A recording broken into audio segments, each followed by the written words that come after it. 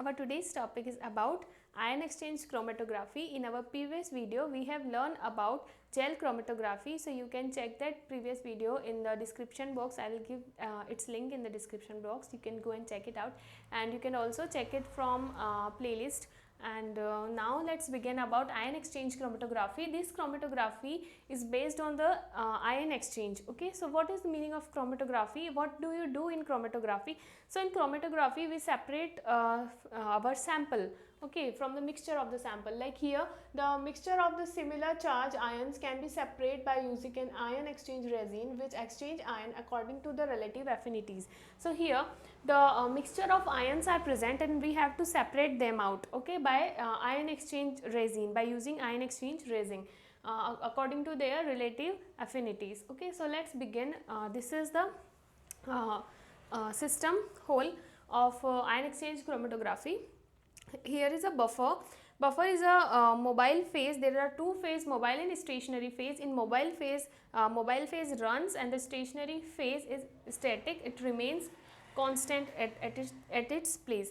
Okay, so here the buffer plus our sample is loaded here. First of all, we run buffer from here to check that our column is completely packed or not, and then we add sample and we run the buffer and sample together. Buffer plays role in maintaining the pH of the resin, and here is the resins are present. This blue color is resin and this black color is functional group attached to the resin. This beads of blue color is it is stationary phase, it is static in its position. Then we run our sample here. So first of all, what is cation exchange and anion exchange? Okay, whatever we run here, we get collect here and detect here, and we will get we get a graph on the system. But first of all, what is anion exchange and what is cation exchange? So here this blue color dot is resin, this is resin. Okay, so resin may be positive or may be negative. If resin is negative, so functional group positive will attach to it, and if the resin is positive, then the functional group negative is attached to it. Okay, so if the functional group positive is attached here, so it is known as cation exchanger. If the functional group negative is attached here, it is known as anion exchanger, because negative charge is known as anion and positive charge is known as cation. Okay, so then we run our sample from here, and our sample, it may be protein, nucleic acid or another substance. If sample is positive or negative, if sample is if we assume that our sample is positive sorry, so if the sample is positive, we have to take cation exchanger. Why?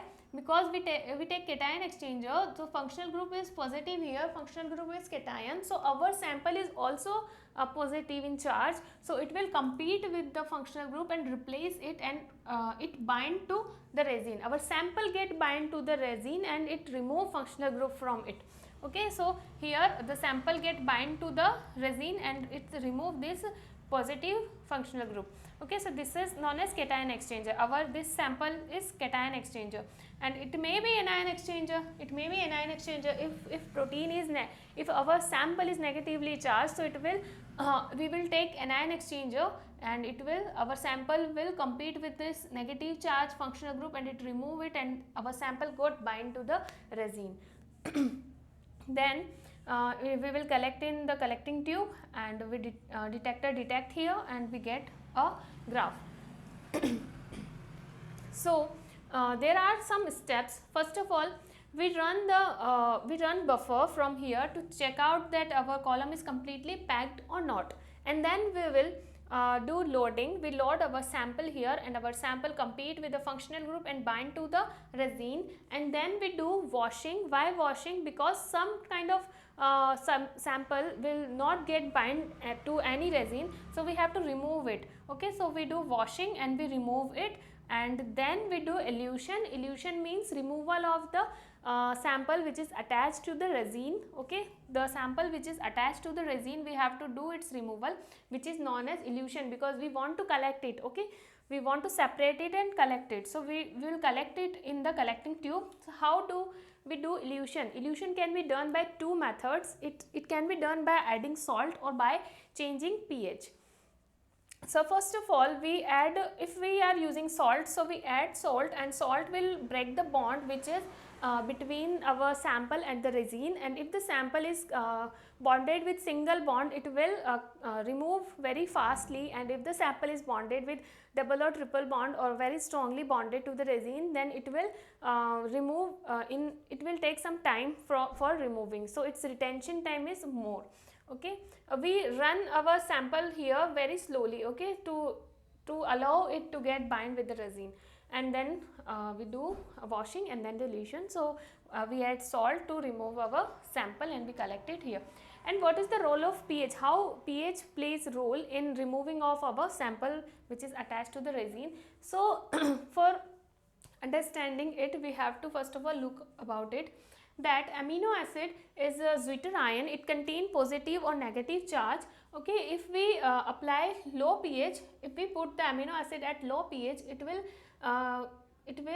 get positive in charge. Amino acid will become positive, and if we give high pH, then the amino acid will change to anionic. It will carry negative charge. So we convert it to Pi, isoelectric point. What is isoelectric point? It is a point where amino acid contain no charge. It is neutral here. Okay. So now we take this amino acid to low pH, it will convert to cation amino acid, and if we take it to high pH, it will be anionic amino acid. Okay. So Pi can be calculated by the Pi calculator which is available online. Okay. Then if the Pi is 4 of any amino acid, and we will take pH also 4, now this will get neutralized, the amino acid will get neutralized, and it will coagulate, and we can collect it in the collecting tube. So by applying pH in this way, we can collect the our sample by neutralizing it. Okay. And if we want to if we are taking cation exchanger chromatography, if we are doing cation exchanger, so we have to take cation amino acid. Okay, we have to take cation amino acid. That's why we keep that amino acid at low pH, and then it will we will make it cation amino acid, then we will run the cation exchanger chromatography. If we want to run anion exchange chromatography, so we have to take this isoelectric point amino acid to the high pH, and it will convert into anionic amino acid. Then we will run anion exchange chromatography. This is anion and this is also anion. They will compete, and amino acid will bind to the resin in place of anionic functional group. So that's all about ion exchange chromatography. Right here graph also is there. So this is x-axis, it has time, or we can place it here volume, and there is a y-axis, it has absorption, and this straight line comes when only buffer is running out from the column. This straight line baseline will come, and then this peak is come, peak for the whatever we have washed here, that excess charge, excess amino acid which is not get bind to the resin will come out, and it will give this peak.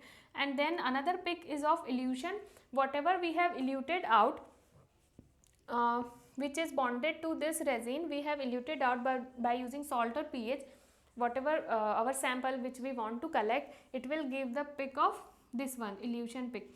So the sample which is which is removed first, it will give first peak, and then the next peak will of the sample which is which has taken some time to get removed from the resin. Okay, so that's all about ion exchange chromatography. So if you like my video, hit the like button and subscribe my channel and share it with your friends. And if you have any kind of doubt, so you can comment in the comment section, and you can DM on the Instagram page Fast Learning Classes. So thank you for watching.